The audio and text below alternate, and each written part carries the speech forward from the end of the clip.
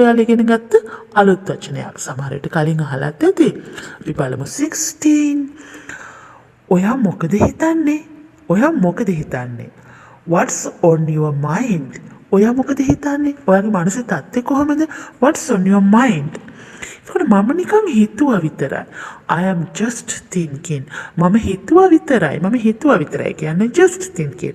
just කියන වචනේ මෙතනට ආපු නිසා අපි ඊළඟ වීඩියෝ එකකින් කතා කරමු මේ just භාවිතයේ හරි ලස්සන විවිධ අවස්ථාවන් 5ක් තියෙනවා. අපි අවස්ථා 5ම just භාවිතයේ අවස්ථා 5ම ඉගෙන ගනිමු.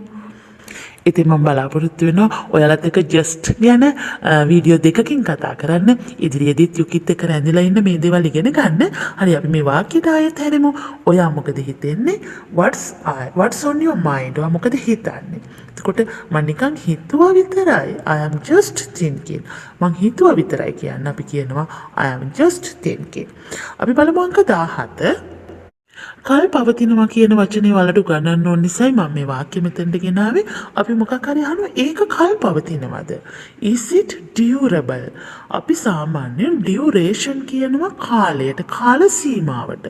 එතකොට ඒක ඒත් එක මතක තියාගන්න මේක කල් පවතිනවද කියලා අහනකොට අපි අහනවා is it durable? ඒක කල් පවතිනවද? ඒක කාලයක් පවතින දෙයක්ද කියලා. අපි මොන හරි ගන්න එහෙම ගියාම අපි එහෙම අහනවනේ.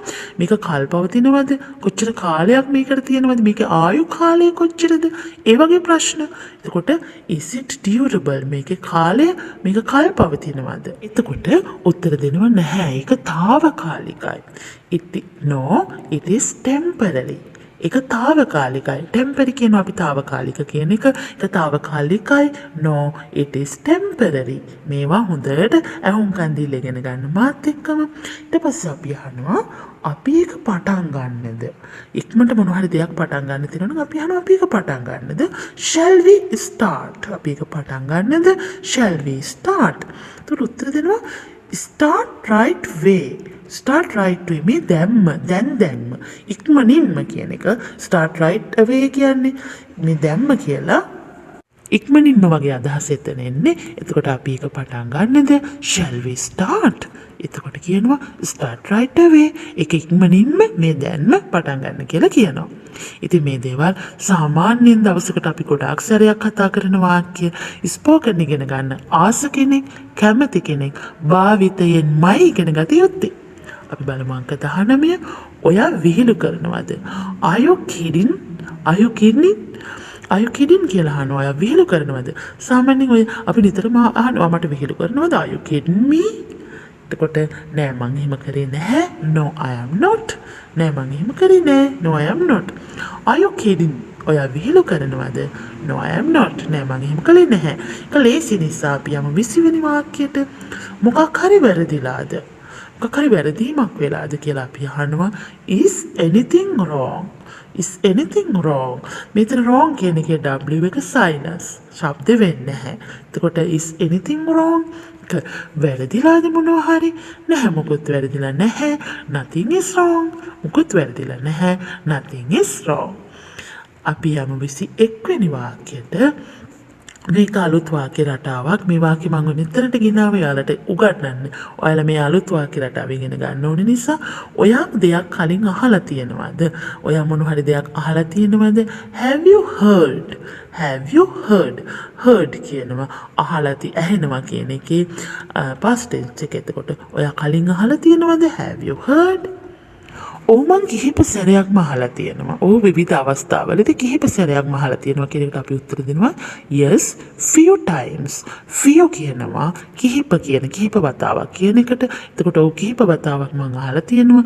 yes, few times. Have you heard? yes, few times. අපි මම අහලා තියෙනවා. මම අහලා නැහැ. No, I haven't. නෑ මං අහලා නැහැ. No, I have not. No, I haven't. නෑ මං අහලා නැහැ. ඒ විදිහට උත්තර දෙන්න පුළුවන්. අපි බලමු අපි 22 වෙනි වාක්‍ය. අපි කලින් ඇහෙනවා කියන එකේ past tense එක කතා කරා heard. දැන් මේ අපි present tense වාක්‍ය present tense වචනේ අරන් ආව මම මෙතනට. ඔයාට ඇහුණද? Did you hear? ඔයාට ඇහුණද? Did you hear? එතකොට ඔයාට ඇහුණද? නෑ මට ඇහුනේ නැහැ. No I didn't. No I did not. No I didn't. නැහැ මට ඇහුනේ නැහැ. here කියන එකේ present tense past tense එක අපි කලින් කතා කරා. මේක present tense එක. අපි හිතමු මේකට ඔව් මට ඇහුණා වගේ උත්තරයක් දෙන්න තියෙනවා කියලා. එතකොට yes I am. ඔව් මට ඇහුණා. yes I am. එතකොට ඔයාට ඒක ඇහුණාද? did you hear it කියලා අහන්නත් පුළුවන් අපිට. did you hear it? ඔයාට ඒක ඇහුණාද? ඊළඟට 23 වෙනි වාක්‍ය ඔහු ගැන මොනවද කියන්න තියෙන්නේ? අපි අහනවනේ එයා ගැන ඔයා මොනවද දන්නේ? වගේ අදහසක්. එතකොට what about him? ඔහු ගැන මොනවද කියන්න තියෙන්නේ? what about him? ඇය ගැන මොනවද කියන්න තියෙන්නේ? what about her? ඇය ගැන ඔයා මොනවද දන්නේ? what about her? මොනවද දන්නේ වගේ අහන්නේ. එතකොට උත්තර දෙනවා ඔහු කපටි මිනිස්සෙක්. he is a cunning man. ඔහු කපටි මිනිස්සෙක්. he is a cunning man. අපි හිතමු මම මේකට කියනවා එයා දක්ෂ මිනිහෙක් කියලා. එතකොට අපි කියනවා he is a clever man. එහෙම නැත්නම් he is smart. ඒ වගේ අපිට කියන්න පුළුවන්.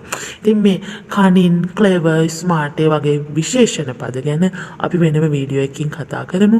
ඉතින් මේ වීඩියෝ එක පුරාවටම මම බලාපොරොත්තු වෙනවා ඔයාලට අලුත් වචන අරන් එන්න. ඔයාලගේ vocabulary එක පොහොසත් කරන්න.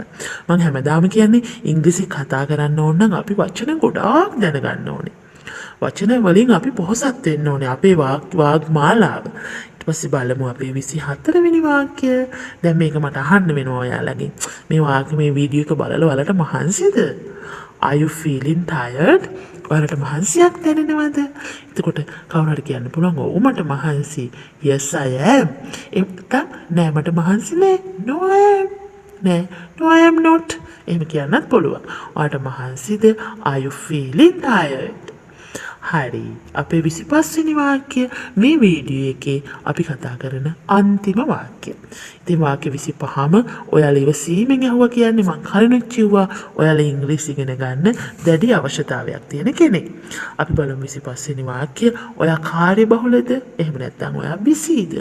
Are you busy? එතකොට කියනවා no I am free. නැහැ මම busy නෑ මම free. එතකොට කාට හරි කියන්න පුළුවන් ඔව් මං ටිකක් busy කියලා කියනවනේ yes a little ඔව් ටිකක්. එහෙම නැත්නම් yes I am ඔව් මම busy. එතකොට ඔයා කාර්යබහුලද? are you busy? එතකොට නෑ මං කාර්යබහුල නැහැ. no I am free. මම නිදහස්. මම free එකේ ඉන්නේ වගේ කියනවා. ඉතින් අද යුකී අරන් ආපු වාක්‍ය 25 ප්‍රශ්න 25 එදිනෙදා ජීවිතේ විවිධ අවස්ථාවල අපට අහන්න වෙන ප්‍රශ්න. ඉතින් යොකී මේ වීඩියෝ එකෙන් බලාපොරොත්තු වෙන අලුත් වචන සහ අලුත් වාක්‍ය රටාවන් ඔයාලට ගේන්න. ඉතින් මම බලාපොරොත්තු වෙන්නේ හරිම සරල විදිහට පුංචි දරුවෙකුට උනත් තේරෙන විදිහට මේ ඉංග්‍රීසි වාක්‍ය මේ ඉංග්‍රීසි ඔයාලත් එක්ක කතා කරන්න. මම දන්න දේවල් ඔයාලත් එක්ක බෙදා